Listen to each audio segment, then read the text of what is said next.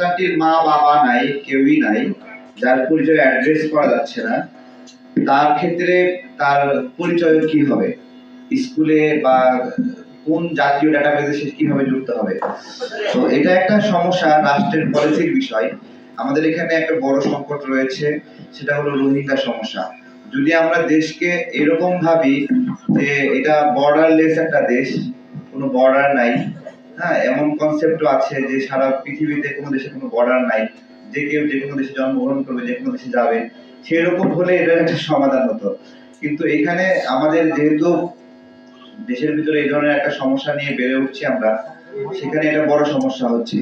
যেমন আমাদের নোয়াখালী ওই পাশে মিরসরাই, তারপর চট্টগ্রাম, কক্সবাজারের আশেপাশে আপনার একবারে বাংলাদেশের নাগরিক জন্ম নিচ্ছে, হ্যাঁ, তার জন্য এনআইডি জন্ম নিবন্ধন পেতে কষ্ট হয়, তাকে অনেক পরীক্ষা দিতে হয় সে আসলে রোহিঙ্গা কিনা বা এই ধরনের। তো আমাদের এখানে এই সমস্যার কারণে আমাদের একটা অনেক কঠোরতা অবলম্বন করতে হচ্ছে বা কঠোরতা অবলম্বন করছে রাষ্ট্র।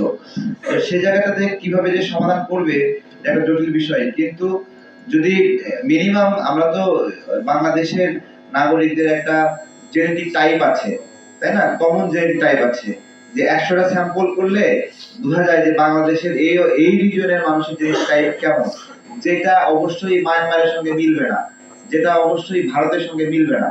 সেই গড় অ্যাভারেজ যদি সেই মেডিকেল ডেটার গড় ব্যবহার করা হয় যে সে আসলে এই অঞ্চলের মানুষদের আপনার হলো টাইপ, সেটাকে ব্যবহার করে সেই ডেটা ডেভেলপ করা যেতে পারে যে সে, হ্যাঁ, সে আমরা বাংলাদেশের 8-10 জন বাংলাদেশি সন্তানকে যেভাবে আমরা দেখি তার মাঝে ওই একই জেনেটিক টাইপটা পাওয়া গেছে, তখন তাকে একটা জন্ম নিবন্ধন বা এই ডকুমেন্টসটা প্রোভাইড করা যেতে পারে। তো এটা তো আমাদের হাতে না, এটা যারা ডিসিশন নেবে তাদের হাতে। তো এটা হলো একটা বিষয়।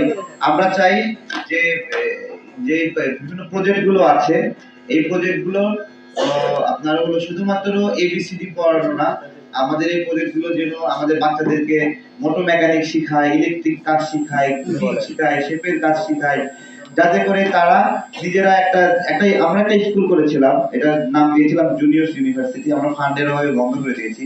আমাদের কাজই ছিল যে পথ শিশুদেরকে নিয়ে নিয়ে মোটর মেকানিক কাজ শেখানো, ইলেকট্রিক কাজ শেখানো, রান্না বান্না। আমরা এক পাতিল খিচুড়ি রান্না করে দিয়ে দিতাম, বাচ্চারাই রান্না করতো এটা, তারা নিয়ে যায় টি শার্ট পরে সুন্দর করে একটা জায়গায় বিক্রি করতো যে আমাদের এটা জুনিয়র্স ইউনিভার্সিটির খাবার।